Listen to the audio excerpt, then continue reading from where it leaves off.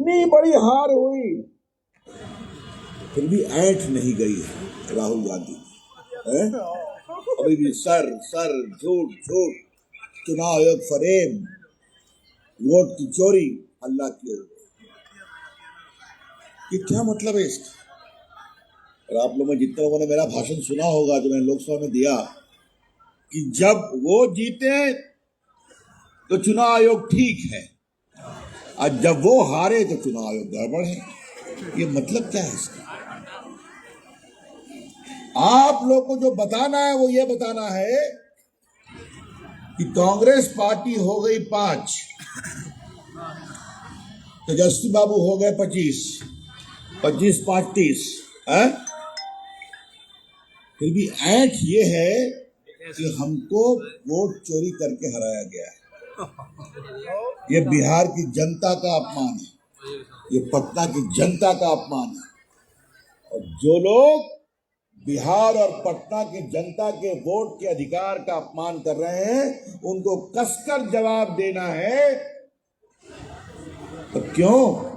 मालूम है क्या कह रहे थे लोग लोकसभा में कि बैलेट पेपर को वापस ला दीजिए। तो हमने जवाब में कहा, बाद में आदरणीय अमित शाह जी ने कहा, मतलब कि आप बूथ कैप्चरिंग करिए, आप बैलेट पेपर में स्याही मारिए।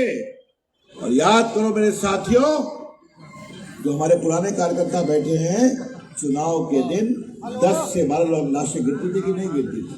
किसी पटना में खिलाफत होता था कि नहीं? बंधक बना लिया जाता था। ईमानदारी से चुनाव हुआ, हम जीते हैं और जीतेंगे। और निश्चिंत रहिए, अभी लोग का मुंह उतरा हुआ है। अब कांग्रेसी भी कहते हैं क्या करें, हमारा नेतृत्व ऐसा है तो हम क्या करें? उनका धोआ बैठ कर। तेजस्वी बाबू विदेश में है कि हिंदुस्तान वापस आ गए? कहाँ गए हैं?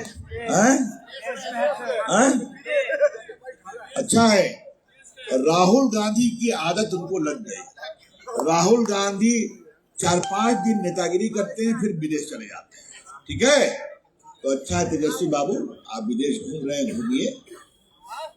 जनता का विश्वास जीतना चाहिए, काम से, ईमानदारी से, तो जनता आशीर्वाद देती है। आज लंबा नहीं बोलने की जरूरत है, बहुत हमारे मित्र हैं। कहाँ गए संजीव बाबू, चौरसिया जी? कहाँ चौरसिया जी? इधर आइए, इधर आइए। जरा इन पर पीठ ठोकते ही ताली कस के बजाऊं तो नहीं सर? बहुत आशीर्वाद, मस्त रहिए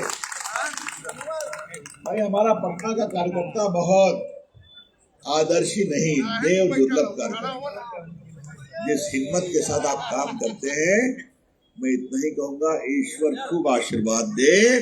संगठन बढ़ेगा, बिहार बढ़ेगा, देश बढ़ेगा। और मैं आपको बताऊं, उस दिन मोदी जी ने सारे एमपीज को भोजन दिया था और 452 एमपी जो एनडीए के हैं, दोनों हाउसेस के आए थे।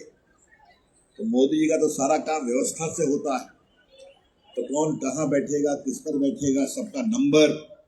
और किसी को गाड़ी से नहीं जाना था, सबको बस से जाना था।